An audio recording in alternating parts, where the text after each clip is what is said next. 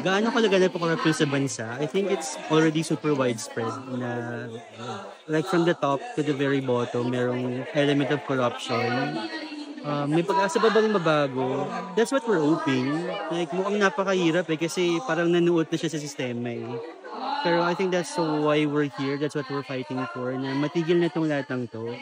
At alam ko maraming kailangan gawin, pero we're starting now. We have to start somewhere. And we have to... May pag-asa pa ba? That's what we're hoping. Huwag tayong mawalan ng pag-asa. Kasi the moment na mawalan tayo ng pag-asa, nanalo sila eh. So, huwag na tayong mawalan ng pag-asa. I think there's a way to stop this. There's a way to uproot this from the very depths of it. Let's just keep on fighting. Ano yung next? So, naiinis ako eh. Napipigon ako eh. As an influencer po, paano niyo po magagamit yung platforma niyo para labanan? So ayun, first and foremost, I'm a Filipino. No, I think it's a blessing na naging influencer ako.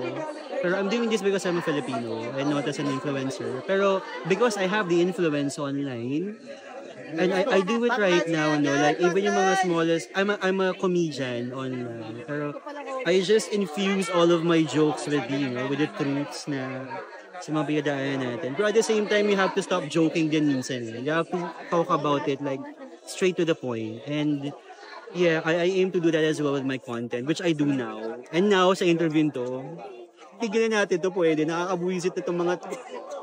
Yung students kayo na so ayoko magmura. So, wag na lang. Pero yun.